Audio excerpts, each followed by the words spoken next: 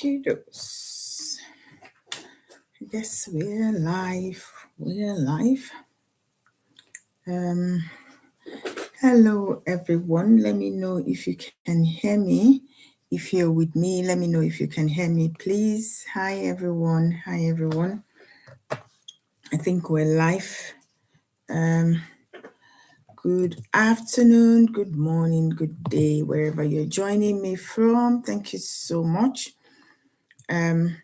Thank you. Please just put in the comments if you can hear me. I'm assuming you can. Awesome. Thank you so much, Vibrain. Thank you so much, everyone. Thank you so much for joining. Hi, good afternoon, good morning, everywhere from wherever you're joining from. My name is Kiki, and I am the founder of Joshua's Army, the lead coach parenting today's teenage boys, or Raising Awesome Men Academy. And it's such a beautiful thing to have you join us.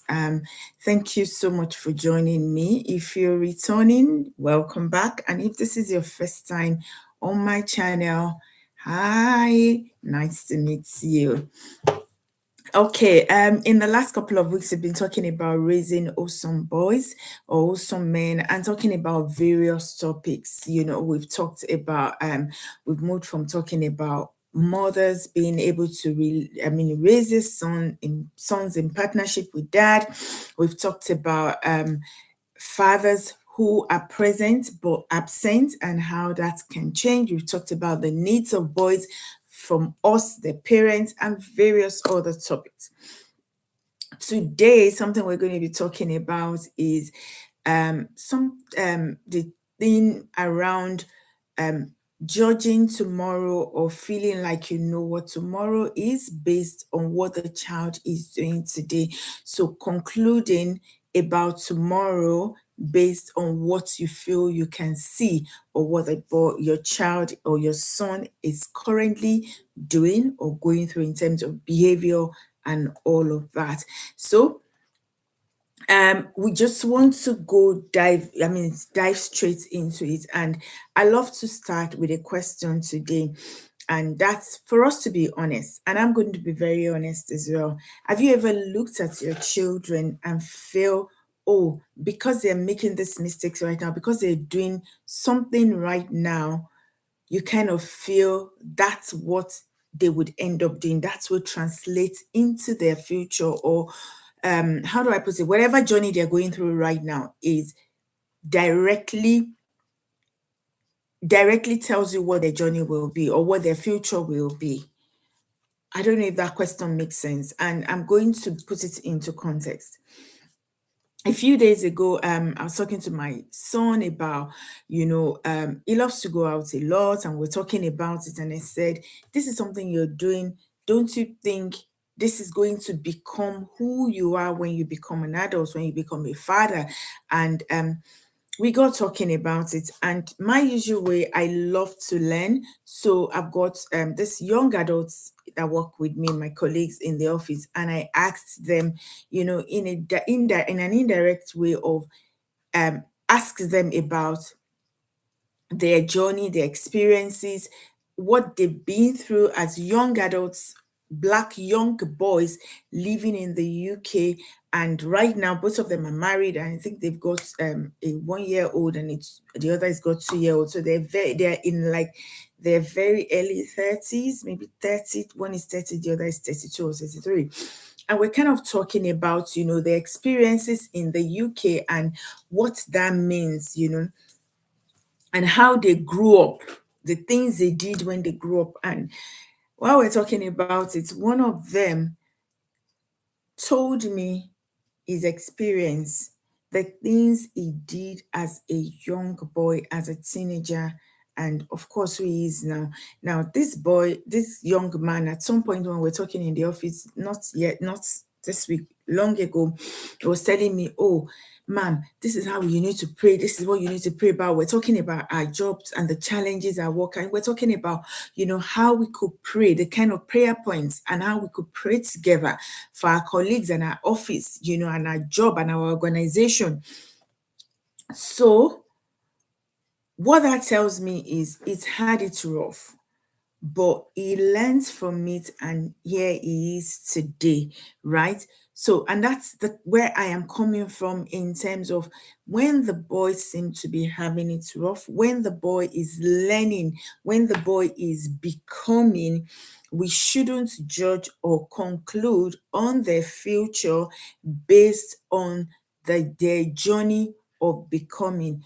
Why? Because as parents, we should learn, one, to be optimistic, two, to view and deal with whatever we're going through or our children are going through at the moment. Deal with it at something that you need to correct in the moment, and not necessarily something that should build fear about their future in you, or something that should put you in a place of guilt about their future. So, an example is a boy is currently being impatient right now. It doesn't mean that that boy is an impatient person. So, if he is exhibiting lack of patience, instead of saying you're an impatient person, instead of concluding that that's who is going to be in the future, our role is to see how we can help him, on the journey, and not to judge his future by it.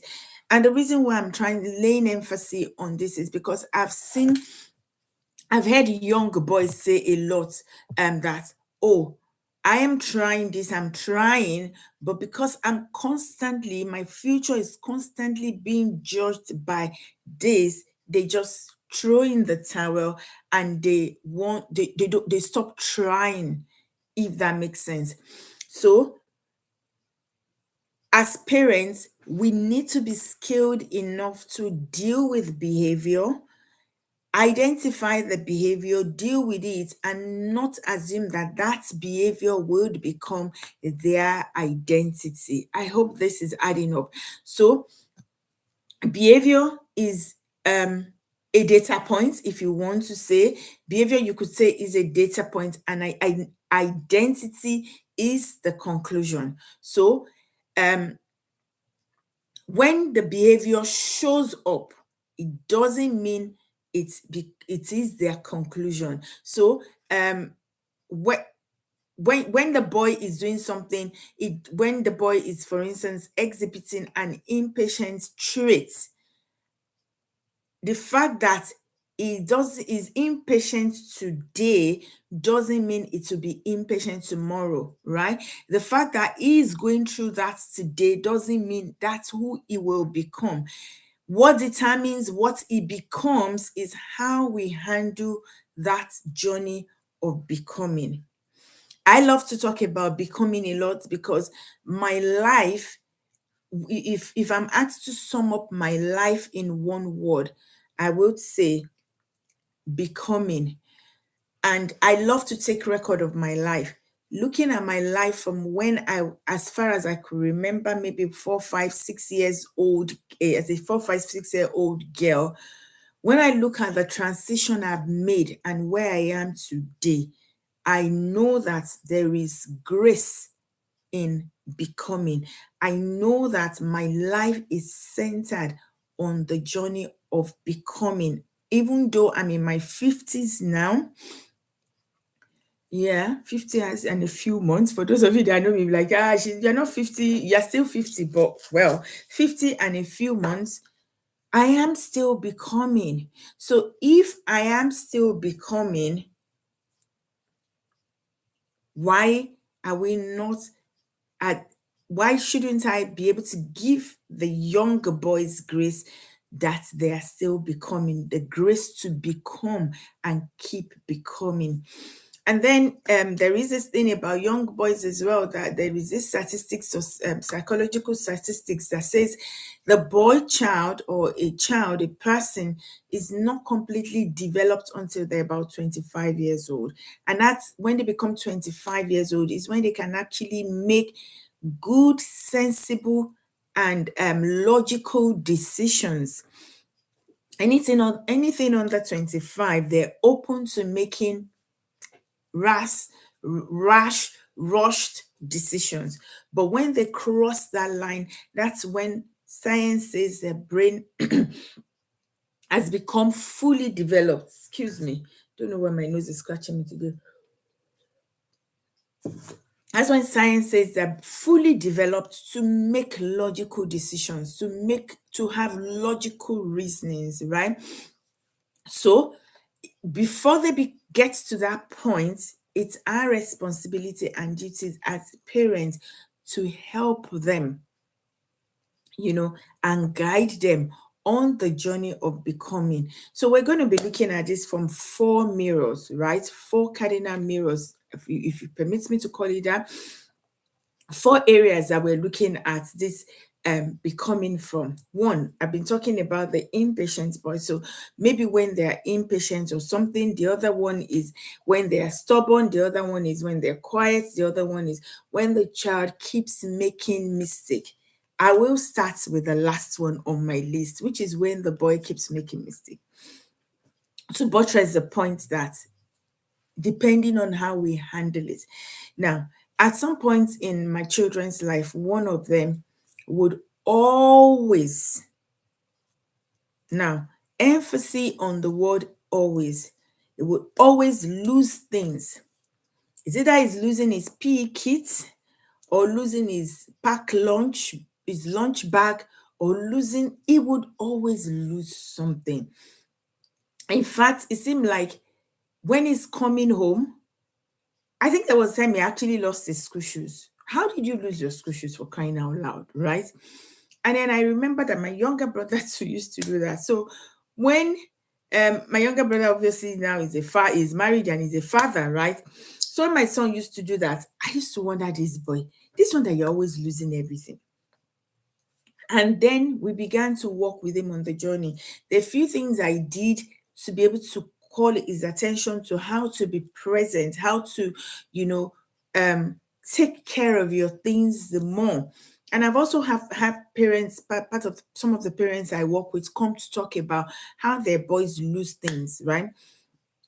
But where I'm going to is that boy right now is the most careful boy in my home, is the boy that pays attention to details the most when it comes to making sure things are kept properly.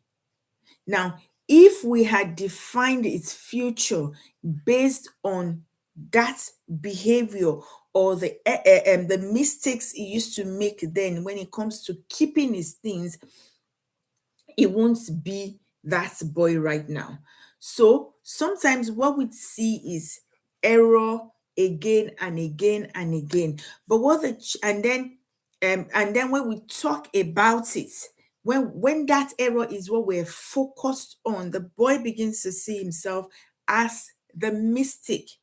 The boy begins to see himself as the error, right? And that's not what we want. And so that seeing themselves as the error becomes their identity, right? But if we flip the script and understand that this is a mistake, this is a journey they're on, that will not become their identity. Now, let's go to the quiet child. What we as parents see is that my son is withdrawn, my son is hard to read, my son doesn't say much, is quiet, you don't know what is inside of him. I know we parents say that a lot, particularly we African parents. Oh, a gym. I don't know how to say that in English. His heart is deep. He has a deep and strong mind, right? That's what we say. But when we keep saying that to the child, what the child is hearing is there's something wrong with how I show up. Now, if you are a parent, an extroverted parent, for instance, and I'm saying this from experience. So in my house, my husband is very, very introverted. And my first son is introverted, but I am an extrovert. My second son is an extrovert. So my first son, we would sit down or we'll go out. So, for instance, we go out, right? I went out with him on Saturday. We were out the whole day on Saturday.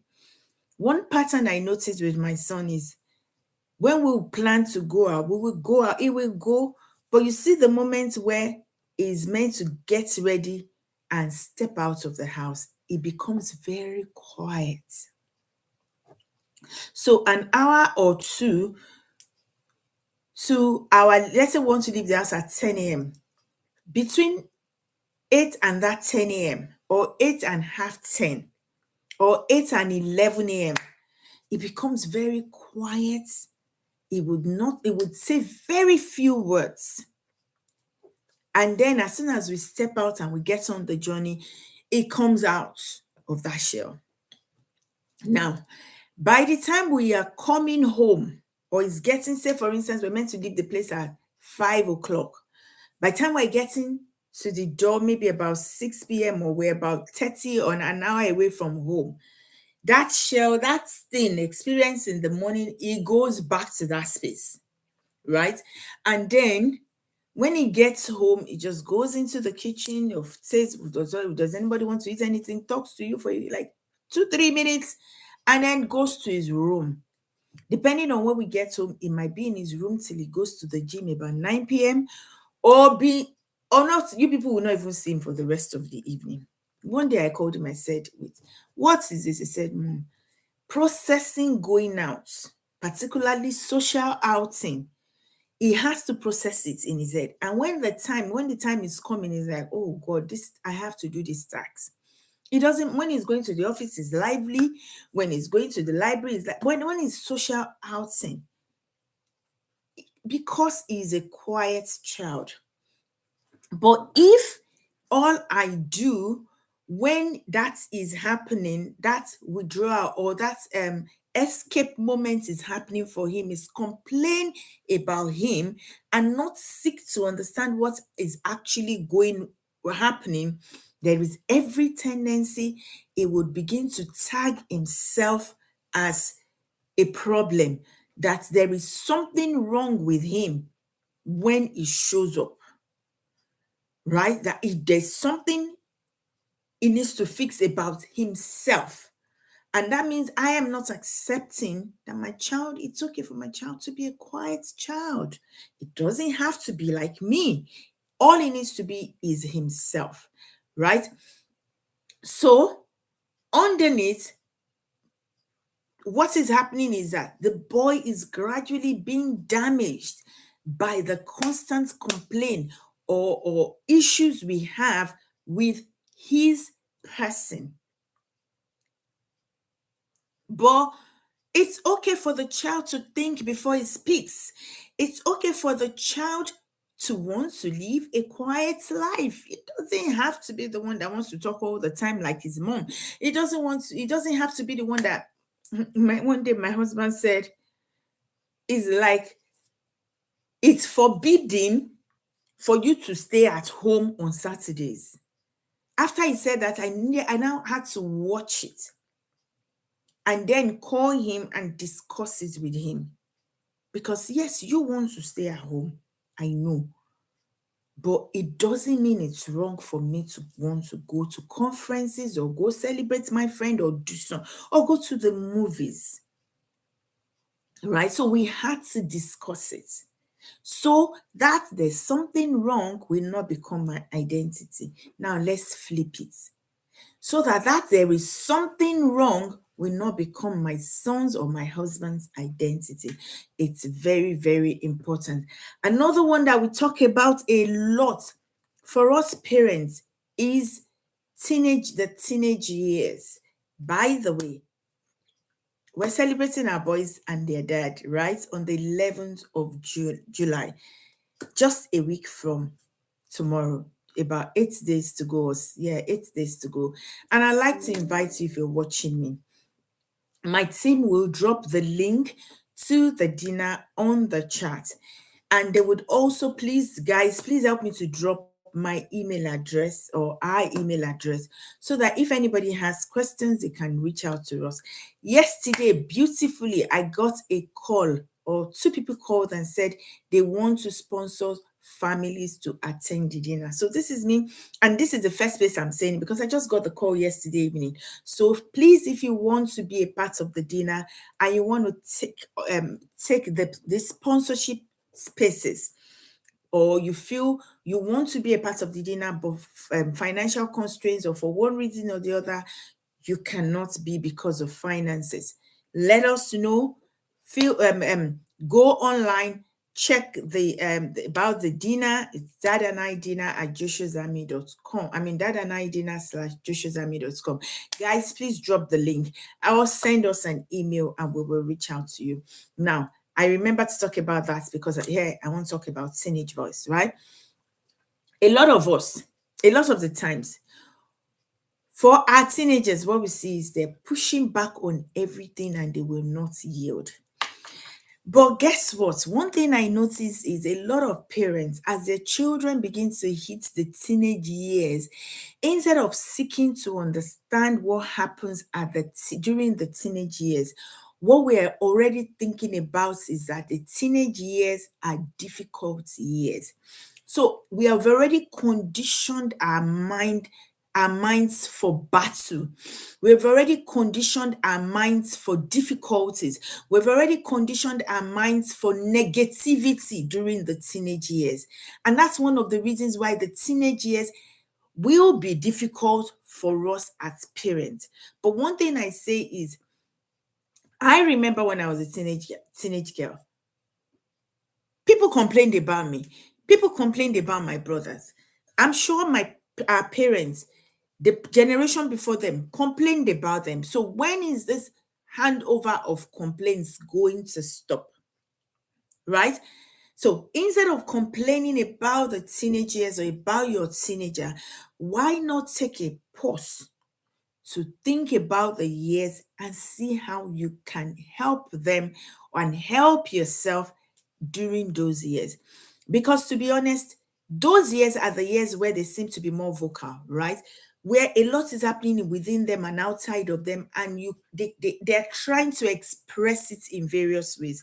But to be honest, every year, every stage of a child's life, of a person's life, comes with its own questions and challenges. An example, a 2-year-old. I remember when my children were toddlers, somebody said, "Oh, they are in the terrible twos." No, my children are not terrible twos. They're terrific twos. They are amazing twos, right? That period came with its own tags that we had to break. So why are we not breaking the tags for the teenage years? Because the truth now, I said earlier, I'm in my 50s, right? Even as a woman, you being in midlife comes with its own tags, but we're dealing with it. We're handling them. We're learning every day. The book I'm reading right now is called Dear Menopause. We're learning every day about the phase of life that we're in. And that's the same thing. That's the same way we should handle the teenage years. Learn about that phase of life. And one of the ways you can learn, one of the ways I learned about that phase of life of my children is gleaning wisdom from benefit of hindsight. The young boys I saw while I was growing up, myself, my experiences, reflecting on my teenage years and the things that happened around me then, and gleaning wisdom from those years. That's one of the ways we can. Another way is seeking help. Getting a parenting coach, for instance, asking some questions, attending conferences when they're talking about parenting, where you can ask questions. Sometimes asking questions and just knowing is not just you, can give you this big relief. I went for a conference 2 weeks ago, and that was the place I got the book Dear Menopause from. Some people were talking about their experiences from perimenopause to menopause to post-menopause. And I sat and I was looking, so it's not just me. Okay, so I'm not mad. And all of us were talking. Now we're vocal about our parents wearing. I never heard my mother talk about menopause, right? This call is not about menopause. But what I'm trying to say is going out, listening and talking freely, asking questions is one of the some of the ways we can learn to handle those years. So we're not tagging our children that they are stubborn, they're naughty, they're not yielding. Because when we do that, what the child is hearing is, I am a problem. I'm a difficult child and I'm the problem in the house. And you would agree with me if you're watching this that in most homes that have teenagers, we tend to tie the challenges in the home to the teenage boys, or particularly the teenage boys, the teenagers, but particularly the teenage boys. So what these children are hearing is, I am the problem in the house. And that becomes their identity, right? So as a parent, learn about that season of their life and how you can handle it and live a better life with them through that season of their lives. And then on this four mirror that we're looking at it from is when we say the boy is impatient. He can't wait for his turn. He interrupts, he rushes everything. What the child is hearing is, I am someone who cannot be trusted. So, why did I pick these four? These four are the main ones I've heard parents, you know.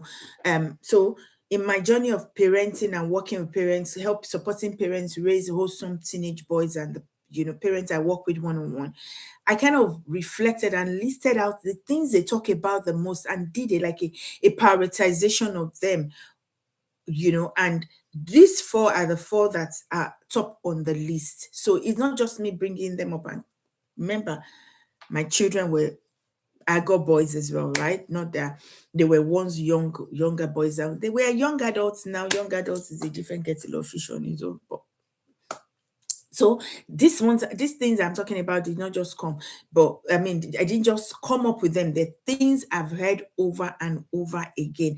And when we complain about our children, we tag them as impatient.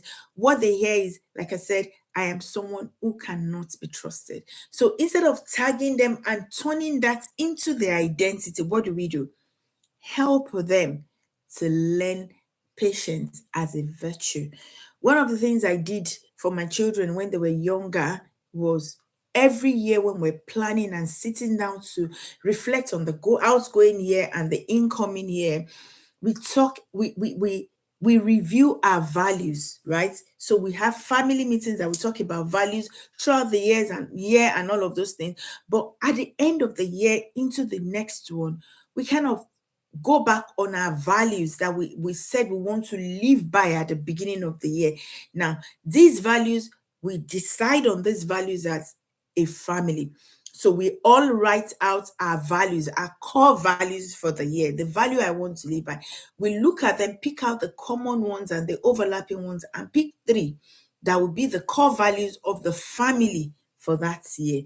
And then everybody will now have 3 to 5 of their personal one, right? So now, this doesn't mean that your values change. The reason why we do that is because we're trying to teach them how to live by their values, right? So um patience can be part of the values you want to teach your child. What can be part of the values you want to teach your teenage child so that they learn to live by these values. So we've looked at all of these four cardinal points to see what we see as parents, and when we see those things and confess those things, what the children tend to hear. So now, and I've talked about how we flip it. So when you feel the child is impatient, I've got it on my notes here that that's an important moment to teach them that, to tell them that, oh, that was an impatient moment there. How do we work on it? When you feel they're stubborn, I see that you really held on to your grounds there. But is it okay for us to talk about the situation and reason together. I'm still doing that with one of my boys right now about a topic where I said, okay, we need to talk about the moment and reason, because it was like, this is, I'm right here. I agree. You have your views, but how do we review? Let's review this. Let's talk about it and reason together. Doesn't mean I'm wrong. It doesn't mean you're wrong. We just want to review it together. And then when the boy is quiet, allow them to take their time and just keep reassuring them that you're here for when they're ready to talk. You will be there for them. You will be here. Oh, let's play some games. Oh no, I just want to take, it's fine. I'm here. When you feel like we should play it, let me know. Allow them. Or schedule the time. Like I said earlier on, I told my older son, we're going out on so and so they buy from this time to this time. I told him like a month before to prepare his mind. Sometimes when you have that opportunity, do that for them. And then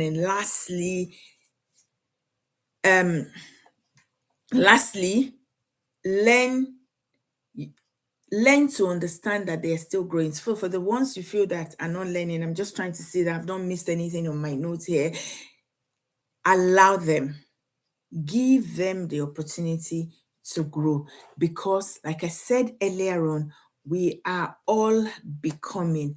We are all on the journey of becoming. I hope this has helped you. I hope this is giving you opportunity to reflect on how you're parenting your child, on your journey of parenting your child or your son. I'll see you again next week. It's long time is over. We all need to dash back to work. So I'll see you again next week with another topic on Raising Wholesome Boys Academy YouTube Live. God bless you and have a fabulous weekend.